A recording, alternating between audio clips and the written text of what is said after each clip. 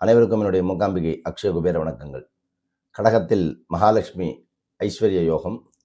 இப்போதான் குரு பயிற்சி நடந்து முடிந்தது. இந்த குரு பயிற்சி முடிந்த உடனே அடுத்ததுல கடகத்தில் நடக்கக்கூடிய சுக்கிரனுடைய மாற்றம். இந்த கடகத்தில் எப்பயுமே கடக ராசிக்கு பார்த்தீங்கன்னா சுக்கிரன் ஒரு பக்கம் சப்போர்ட் இல்லைனா கூட இந்த கடகத்துக்கு பார்த்தீங்கன்னா சுக்கிர பகவான் கொடுக்கக்கூடிய ஐஸ்வர்ய யோகம் இந்த ஜூன் 8 முதல் பார்த்தீங்கன்னா ஒரு 3 ராசிகளுக்கு சிறப்பான பலன்களை தரும். யாருக்கெல்லாம் சுக்கிரன் ஆகப்பட்டவர்கள் பார்த்தீங்கன்னா திரிகோணஸ்தானத்தில், லாபஸ்தானத்தில், பஞ்சமஸ்தானத்துலலாம் இவங்களுக்கு இருந்துச்சு அப்படின்னா, இல்லை தனஸ்தானத்தில் இருந்துச்சு அப்படின்னா, இவர்களுக்கு இந்த மாற்றமானது கண்டிப்பாக சிறப்பான ஒரு ஐஸ்வர்ய யோகத்தை ஏற்படுத்தி தரும். பொதுவாக சுக்கிரனை பொறுத்த வரைக்கும் என்ன அப்படின்னா, நடக்கக்கூடிய இந்த 20 வருஷத்துல தசையில் மிகப்பெரிய ஒரு சேஞ்சஸை கொடுத்துருவார். பொதுவாக குட்டி சுக்கிர தசை ஆரம்பத்தில் எதுவுமே கொடுக்கலாம். அடுத்து வரக்கூடிய சுக்கிர தசை ஒருவனுடைய வாழ்க்கையில் பார்த்தீங்கன்னா உட்கார்ந்த இடத்துல தனம், வருமானம், காம்ப்ளெக்ஸு, அதே போல் நிலம் சார்ந்த விஷயங்கள், பூமி சார்ந்த விஷயங்கள், இன்வெஸ்ட்மெண்ட்டு, ஃபிக்ஸட் டெபாசிட் இதெல்லாம் நீங்கள் கணக்கு எடுத்தீங்க அப்படின்னு கேட்டிங்கன்னா பல கோடி வரும். இப்படி இந்த சுக்கிரனுடைய ஆதிக்கம் உட்கார்ந்த இடத்துலேருந்து பல வருமானத்தை கொடுக்கக்கூடிய ஒரு ஆதிக்கம் கடகராசியில் பயிற்சி அளிக்கும் பொழுது ஏற்கனவே அங்கே குருவினுடைய அமைப்பு இருக்கிறதுனால இந்த உச்ச குரு பகவான் உச்ச ராசியிலும் இருக்கிறதுனாலையும் சுக்கிரனும் அங்கே இருக்கிறதுனால இந்த 2 பேருக்குமே 2 சுபகிரகங்கள் கடகராசியில் இருக்கும் பொழுது இருமடங்கு செல்வத்தை வாரி குவிக்கக்கூடிய அமைப்பு. கலத்தரகாரகனாக சுக்கிரனும் தனகாரகனாக குருவும் அங்கே உள்ள இருக்காங்கன்னு வச்சுக்கோங்களேன். அப்போ அந்த தாக்கம் ஒரு 3 ராசிகளுக்கு சிறப்பான பலன்களை தர இருக்கு. அது முதல்ல ரிஷபம். இந்த ரிஷபத்துக்கு எடுத்தீங்க அப்படின்னா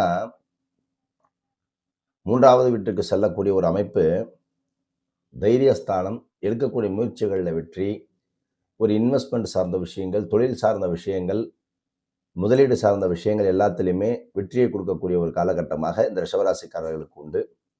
வருமானத்தில் உயர்வுகளை அள்ளித்தரக்கூடிய ஒரு காலகட்டம், கூட்டு தொழில் செய்பவர்களுக்கு உண்டான நல்ல லாபத்தை பெறக்கூடிய ஒரு காலகட்டம், பணிபுரிபவர்களுக்கு எல்லாம் இந்த காலகட்டம் ஒரு நல்ல ஹைக், ப்ரமோஷன், சம்பளம் இதெல்லாம் கிடைக்கக்கூடிய ஒரு காலகட்டமாக, டிரான்ஸ்ஃபர் கிடைக்கக்கூடிய விஷயங்கள் எல்லாமே இந்த ரிஷபராசிக்காரர்களுக்கு சிறப்பாக இந்த சுக்கிரன் ஏற்படுத்தி தருவார்.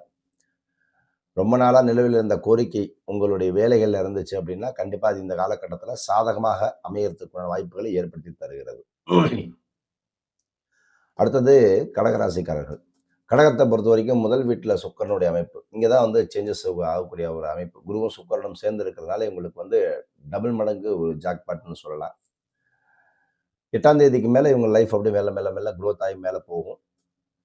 நல்ல வேலை, வருமானத்தில் உயர்வு, பணவரவு, ஆடம்பர வாழ்க்கை, நல்ல பொருள் இன்பங்கள் கிடைக்கக்கூடிய ஒரு காலகட்டம். மன அழுத்தம் குறையும், அதே போல் பண அழுத்தம் குறையும், கடன் குறையும், அதே போல் கடன்கள் ரொம்ப நாள்பட்ட கடன்கள் எல்லாம் குறைய ஆரம்பிக்கும். பரம்பரை சொத்துக்கள் இருக்கக்கூடிய பிரச்சனைகள் எல்லாம் தீர்ந்து அது ஒரு நல்ல ஒரு மாற்றத்துக்கு கைக்கு சேரும். கோர்ட்டு கேஸு, வம்பு வழக்கு, இந்த சொத்து சார்ந்த விஷயங்கள் இருந்துச்சு அப்படின்னா அந்த வழக்கெல்லாம் இந்த மாதத்துக்குள்ளே முடிந்து உங்களுக்கு சாதகமாக வரக்கூடிய ஒரு காலகட்டமாக இந்த கடகராசிக்காரர்களுக்கு இருக்கும் போது வெற்றியை பெறக்கூடிய மீண்டும் மீண்டும் வெற்றியை பார்த்து வெற்றியை நோக்கி நகரக்கூடிய ராசியாக கடகராசிக்காரர்களுக்கு வரப்போகுது. ஏன்னா குரு வந்ததுக்கு அப்புறமாக ஒரு பக்கம் இது ராசிக்கு ஜென்ம குருவாகவும் இருப்பார், இன்னொரு பக்கம் கடகராசிக்கு பார்த்தீங்கன்னா உச்ச குருவும் இருப்பார். அதோட சில சுபகிரகங்களும் சேரும்போது அது பலனை கண்டிப்பாக கூட்டி கொடுக்கும் கடகராசிக்காரர்களுக்கு. அதுக்கு அடுத்ததாக வரக்கூடிய ராசி துலாம் ராசி. துலாம் ராசியை பொறுத்த வரைக்கும் 10வது வீட்டிற்கு செல்லக்கூடிய ஒரு அமைப்பு. ஸோ தொழிலில் ஒரு மாற்றத்தை கண்டிப்பாக கொடுப்பார். தொழிலை விரிவுபடுத்துவதற்குள்ள ஒரு மாற்றத்தை ஏற்படுத்தி தரக்கூடிய ஒரு காலகட்டம். பிஸ்னஸை இன்வெஸ்ட்மெண்ட் பண்ணி இன்னும் மேலும் எஸ்டாப்ளிஷ்மெண்ட் பண்ணுறதுக்கு, பிரான்ச்சஸ் ஓப்பன் பண்ணுறதுக்கு இதெல்லாம் ஒரு நல்ல ஹெல்ப் பண்ணி கொடுக்கக்கூடிய ஒரு காலகட்டம். ஆதாயம், இம்போர்ட் அண்ட் எக்ஸ்போர்ட் எல்லாமே நல்லபடியாக நடக்க போகுது. பணிபுரிபவர்களுக்கு எல்லாம் பார்த்தீங்கன்னா ஒரு நல்ல, நான் ஏற்கனவே சொன்ன மாதிரி இந்த ஹைக்கு ரொம்ப நாளாக அதிகப்படி விளைவு, சம்பளத்தில் அடுத்த கொஞ்சம் அதிகப்படுத்தி கொடுப்பது, இது எல்லாமே இந்த காலகட்டத்தில் உங்களுக்கு நடக்க போகுது. பதவி உயர்வுக்குண்டான காலகட்டமும் நடக்க போகுது. சமூகத்தில் ஒரு மதிப்பு மரியாதை அதிகரிக்கக்கூடிய ஒரு காலகட்டமாக இருக்க போகுது. பொருளாதார வசதிகளை பெருக்கிக் கொள்ளக்கூடிய காலகட்டமாக துலாம் ராசிக்காரர்களுக்கு இருக்கு. ஆரோக்கியம் மேம்படக்கூடிய ஒரு காலகட்டமாகும். தனக்கு தேவையான பொருட்களை ரொம்ப நாளாக வாங்க முடியாத இருந்த ஒரு பொருட்களை எல்லாம் வாங்கி அதை மகிழ்ந்தது. அதே சமயம் என்ன அப்படின்னு கேட்டிங்கன்னா இந்த 10ஆம் இடத்துல சுக்கிரன் வந்தாச்சு அப்படின்னு கேட்டாவே, ரொம்ப நாளா வந்து பார்த்தீங்கன்னா, ம பழைய வண்டி ரினோவேஷன் பண்றது, கடையை விரிவுபடுத்துவது, கடையை அழகுபடுத்துவது, தொழில் மூலிய லாபத்தை பெருகுவதற்கு புதிய தொழில் கடையை அமைப்பது, தொழிலை தேடுவது, முதலீடு செய்வது, இது எல்லாத்தையுமே துலாம் ராசிக்காரர்களுக்கு இந்த சுக்கிர பகவான் அபிவிருத்தி செய்து கொடுப்பார். அப்போ சுக்கிர பகவான் கடகத்தில் சேரும்போது, அதில் உச்ச குருவும் சேரும்பொழுது 2 சுப கிரகத்தங்களுடைய பார்வைக்கு தகுந்தாற்போல் நிச்சயமாக நல்ல மாற்றம் கிடைக்கும். பொதுவா வந்து கடகத்துல குரு வந்தாச்சுன்னாவே, குருவிலிருந்து 7ஆம் பார்வையாக மகரத்துல விழும்போது, நீங்க மகர ராசிக்காரர்களுக்கு எடுத்தீங்கன்னா, மெல்ல மெல்ல மெல்ல பிரச்சனைகள குறைச்சிட்டு வரக்கூடிய ஒரு காலகட்டமா வரும்.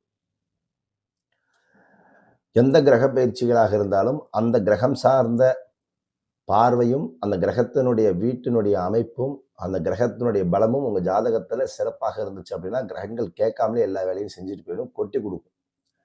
அந்த கிரகத்தினுடைய பலம் வந்து இழந்திருந்தது அப்படின்னா, நமக்கு என்னதான் அந்த கிரகம் வந்து சாதகமா இருந்தாலுமே, அந்த கிரகத்தினுடைய வீரியம் கம்மியா இருந்தது அப்படின்னா, நமக்கு அதை பெறுவதில் சிக்கல், தடை, தாமதம் வந்து கொண்டே இருக்கும்.